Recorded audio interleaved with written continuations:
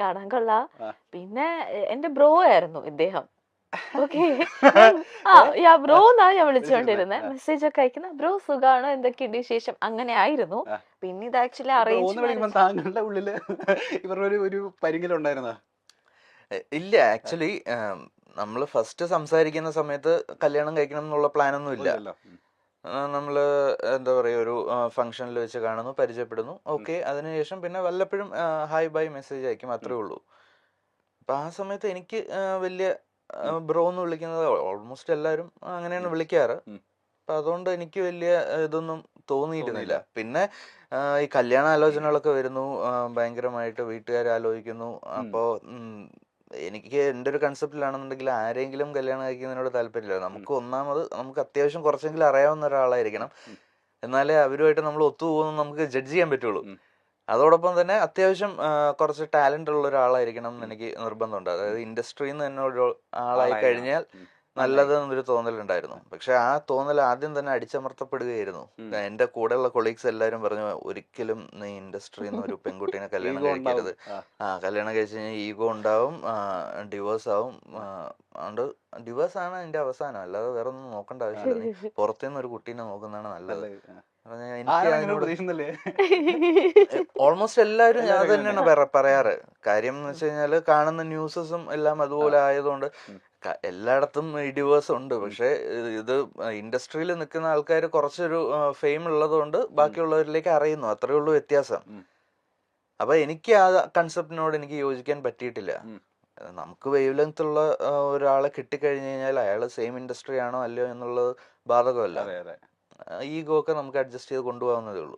അപ്പൊ അതുപോലെ തന്നെ ഇങ്ങനെ സംഭവിച്ചു പോകുന്നുണ്ട്. ഇപ്പൊ മൃദുല, ഞാൻ ചോദിക്കട്ടെ, ഇപ്പൊ ബിഫോർ ആൻഡ് ആഫ്റ്റർ ഇംപ്രഷൻ വന്ന മാറ്റം എന്താണെന്ന് ചോദിച്ചാൽ എന്താ പറയാ? അതായത് മുന്നേ നമ്മൾ വിചാരിച്ചു വെച്ചിരുന്ന കുറെ കാര്യങ്ങൾ ഉണ്ടായിരിക്കുമല്ലോ കല്യാണത്തിന് മുൻപ്. കല്യാണത്തിന് ശേഷം ഉണ്ടായ ഇംപ്രഷൻ എന്തൊക്കെയാ? മുന്നേ ഉണ്ടായിരുന്ന ഇംപ്രഷൻ എന്തായിരുന്നു?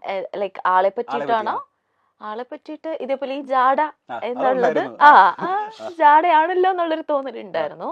പിന്നെ കല്യാണം കഴിഞ്ഞതിന് ശേഷം ആളെ കൂടുതൽ മനസ്സിലാക്കാൻ പറ്റി. അതാണ് ലൈക്ക് ഭയങ്കര ലവബിൾ ആയിട്ടുള്ള ഒരാളാണ്, ഭയങ്കര കൂളാണ്. എത്ര ദേഷ്യപ്പെട്ടാലും തിരിച്ച് റിയാക്ട് ചെയ്യില്ല. സോ അതുകൊണ്ട് എനിക്ക് പറയാം, എന്തും ഭയങ്കര കൂളായിട്ട് ഇതങ്ങ് എടുക്കും. അതൊക്കെ തന്നെയാണ് ആക്ച്വലി കൂടുതൽ മനസ്സിലാക്കാൻ പറ്റി. മറ്റേ ജാഡ എന്നുള്ള ആ ഒരു ഇംപ്രഷൻ മാറിയിട്ട് അതല്ല ക്യാരക്ടർ എന്നുള്ളത് മനസ്സിലായി. അണ്ടർസ്റ്റാൻഡിങ് പീപ്പിൾ ആയിരുന്നു. ഇപ്പൊ മൃദുലേനെ ഈ പറയുന്ന പോലെ യുവേനെ നമുക്ക് എല്ലാവർക്കും ഇഷ്ടമായി തുടങ്ങിയതുണ്ടല്ലോ സ്റ്റാർ മാജിക്കിന് വന്നതിന് ശേഷമാണ്. നിങ്ങളുടെ പേഴ്സണാലിറ്റി എന്താണെന്നും ഒക്കെ മനസ്സിലായത് നമുക്ക് അങ്ങനെ. നിങ്ങളുടെ ടാലന്റ് എന്താണെന്നും ഞാൻ ഇപ്പൊ യൂട്യൂബിൽ നോക്കിയപ്പോൾ ഒരു വീഡിയോന്, ഒരു പെർട്ടിക്കുലർ വീഡിയോന്, മൃദുലയുടെ പെർഫോമൻസ് ഉള്ള ഒരു വീഡിയോന് 8.3 മില്യൺ വ്യൂസ് പോയേക്കുന്ന വീഡിയോ. അതായത് എനിക്ക് തോന്നുന്നു ഏറ്റവും കൂടുതൽ വ്യൂസ് പോയത് സ്റ്റാർ മാജിക്കിന്റെ ആ പെർട്ടിക്കുലർ വീഡിയോനായിരിക്കും. സ്റ്റാർ മാജിക്കിന്റെ ഒരു റെക്കോർഡ് തകർത്ത നായികയാണ്. യുവ മോശമല്ല, പിന്നീടാണ് യുവയ്ക്കും ഇങ്ങനെ ഒരു കഴിവുണ്ട്. മെയ്ഡ് ഫോർ ഈച്ച് തരാണ്. മിമിക്രി ഇവർ രണ്ടുപേരും തോളോട് തോള് നിൽക്കുന്ന കപ്പിളാണെന്ന് നമ്മൾ പിന്നീടാണ്. ഇപ്പോഴേ ഞാൻ ചെറിയൊരു ടാസ്ക് തന്നു കഴിഞ്ഞാൽ ആരെങ്കിലും നമ്മളുടെ വീഡിയോ ഒന്ന് മില്യൺ അടിക്കാൻ വേണ്ടിട്ട് ആരെയൊക്കെ നമുക്ക് ചെയ്യാൻ പറ്റും? ഇപ്പൊ ഈ പറഞ്ഞ പോലെ സ്റ്റാർ മാജിക്കിൽ വന്നതിന് ശേഷം ഒരുപാട് പേർക്ക് ഇപ്പൊ ഫാൻ ഫോളോയിങ്സ് കൂടിയിട്ടുണ്ട്. ഇപ്പൊ അനു ആയിക്കോട്ടെ, ലക്ഷ്മി നക്ഷത്ര ആയിക്കോട്ടെ, ബിനു അടിവാലി ആയിക്കോട്ടെ. ആരാണ് ആദ്യം അനുവിനെ ഈ പറയുന്ന ഈ മൊമെന്റിൽ നമുക്ക് ഇത് കാണിക്കാൻ പറ്റുമോ?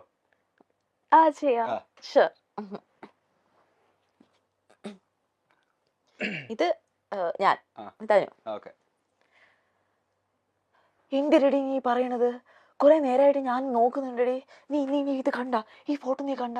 അയ്യോ എന്ത് നല്ല രസമുണ്ടല്ലേ, ഞാൻ അപ്പോഴേ പറഞ്ഞതാണ്. ഓ എനിക്ക് വയ്യ. എന്നെ കൊള്ളാമോടി, നീ പറ, ഈ കുടുംബ കൊള്ളാമോടി, പറയടി. കുഴപ്പമൊന്നും ഇല്ലല്ലോ അല്ലേ? ഇതെന്തോന്ന്, നിന്റെ ലിപ്സ്റ്റിക് എന്തോന്ന്? കൊള്ളില്ല. കൊള്ളാല്ലേ? ഏതാണ്ട് ഇതുപോലെയൊക്കെ തന്നെയാണ് ഫ്രെയിമിൽ നമ്മൾ അനുവിനെ കാണുന്നതല്ലേ? അനു ഈ പറഞ്ഞ ഇതൊന്നുമില്ല, ഫേക്ക്നെസ് ഒന്നുമില്ല. ആളെങ്ങനെയാണോ അതുപോലെ തന്നെ. ചേട്ടന്റെ അങ്ങോട്ടേക്ക് ഒന്ന് പ്ലേറ്റ് മാറ്റാണ്. ചേട്ടൻ ഈ പറയുന്ന പോലെ ബിനു അടിമാലിനെ അവതരിപ്പിക്കുന്ന കണ്ട സമയം നമ്മൾ ഞെട്ടിപ്പോയിട്ടുണ്ടായിരുന്നു. കോളേജിലെ അത്യാവശ്യം മിമിക്രി ഒക്കെ ചെയ്യുന്ന ആളായിരുന്നോ? കോളേജിൽ ഡിഗ്രിക്ക് പഠിച്ചുകൊണ്ടിരുന്ന സമയത്ത് ഇതേപോലെ കോമ്പറ്റീഷൻ, കോളേജ് ലെവലിലുള്ള കോമ്പറ്റീഷൻ, ആർട്സ് ഫെസ്റ്റിനൊക്കെ ചെയ്യുമായിരുന്നു. പ്രൈസ് വാങ്ങിക്കുമായിരുന്നു. ഇതറിയായിരുന്നോ? കല്യാണത്തിന് മുന്നേ അന്ന് അവതരിപ്പിച്ചപ്പോഴാണ് ആദ്യമായിട്ട് അറിയുന്നത്. ആണല്ലേ? ഓ ചേട്ടാ. ഓക്കെ, അതിന് ശേഷം പിന്നെ പ്രാക്ടീസ് അങ്ങനെയൊന്നും ഇല്ലായിരുന്നു. അന്ന് എന്തോ അങ്ങനെ തോന്നി, കുറച്ച് സൗണ്ടുകളൊക്കെ ചെയ്തപ്പോൾ ഓക്കെ ആയിട്ട് തോന്നി, അങ്ങനെ പിന്നെ കയറി പെർഫോം ചെയ്തതാണ്. അപ്പൊ ഞാൻ ചോദിക്കട്ടെ, മിമിക്രി ഉണ്ട്, മാജിക് ഉണ്ട്, മെന്റലിസം ഉണ്ട്, ഡാൻസ് ഉണ്ട്, പാട്ടുണ്ടെന്ന് ആരും പറയുന്നത്? പാട്ടുണ്ട്, സകലവല്ലഭൻ. എന്താ ചെയ്യാ? ഡാൻസ് അത്രക്കില്ല. റീൽസിലൊക്കെ നമ്മള് ഡാൻസ് കളിച്ച് ഏതൊരു കൊറിയോഗ്രാഫറിന്റെ കൂടെയുള്ള ഡാൻസ് ഒക്കെ നമ്മൾ കണ്ടിരുന്നു റീൽസില്. ഒന്നും മോശമല്ല. ഇപ്പൊ നമ്മൾ ആരെയാ ചെയ്യാൻ പോകുന്നത്? അപ്പൊ ബിനിച്ചേട്ടന് ചെയ്യാം, നന്നായിട്ട് ചെയ്യും. ബിനിച്ചേട്ടൻ, നോബിച്ചേട്ടൻ അവരൊക്കെ അത് മതി. ഓക്കെ ജസ്റ്റ് ഒന്ന് ട്രൈ ചെയ്ത് നോക്കാം. അത്രേ ഉള്ളൂ. എന്റെ പൊന്നടാവേ, ഞാനവിടെ വന്ന് ഇരിക്കുമ്പോണ്ടല്ലോ ഇന്റർവ്യൂവിന്, എന്റെ എതിരെ എന്നെ പോലെ വേറൊരുത്തൻ. അപ്പൊ ഞാൻ ആലോചിക്കുക, ഇവനിത് ഇവിടെ നിന്നാടാ എന്റെ പൊന്നെ വന്നതെന്ന്. ഇങ്ങനെയൊക്കെ പറഞ്ഞിട്ട് പരിപാടിയും ചെയ്തിട്ട് പോവാനായിട്ട് പറ്റുമോ? നീക്കൊന്ന് ആലോചിച്ച് നോക്കിയത് ഇവിടെ നിന്ന് എന്താ സംഭവം നടക്കണേന്ന്. എന്നെ പൊന്നടവേ, ഒരു രക്ഷയില്ല. ബിനുചേട്ടന് മുമ്പില് പെർഫോം ചെയ്തിട്ടില്ലേ? ബിനുചേട്ടൻ എല്ലാവരും ഈ പറയുന്ന പോലെ കോമഡി കളിച്ചിട്ട് മറ്റേ ഇൻസൾട്ട് ചെയ്യുന്ന ആളാണല്ലോ. ഈ ചേട്ടന്റെ മുൻപില് ഈ സാധനം അവതരിപ്പിച്ച സമയത്ത് ചേട്ടന്റെ റെസ്പോൺസ് എന്തായിരുന്നു? പുള്ളി ഡയറക്റ്റ് ആയിട്ട് കേട്ടിട്ടില്ലെന്ന് തോന്നുന്നു. പുള്ളി ഇല്ലാത്തൊരു എപ്പിസോഡിലായിരുന്നു ഞാൻ പെർഫോം ചെയ്തത്. ചേട്ടന്റെ റെസ്പോൺസ് അതിനുശേഷം പിന്നെ പുള്ളി എന്ന് പറഞ്ഞാ കൊള്ളായിരുന്നു കേട്ടോ. ഇനി ആരാ നോബി ചേട്ടൻ ചെയ്യാൻ പറ്റുമോ? നോബി ചേട്ടൻ്റെ എനിക്ക് ഓർമ്മയില്ല, മൈൻഡിൽ നിന്ന് പോയി ആ സാധനം. വേറെ ആരെങ്കിലും ചെയ്യുമ്പോ? അല്ലാതെ നമുക്ക് മറ്റേ ഫിലിമിലൊക്കെ ഉള്ള കുറച്ച് ആൾക്കാരുടെ ഒക്കെ പുറത്തേക്ക് ഇടാങ്ങോട്ട്. ഞാൻ സ്ഥിരം പണ്ട് കോളേജിൽ ചെയ്തിട്ടുണ്ടിരുന്ന സാധനങ്ങളൊക്കെ തന്നെ.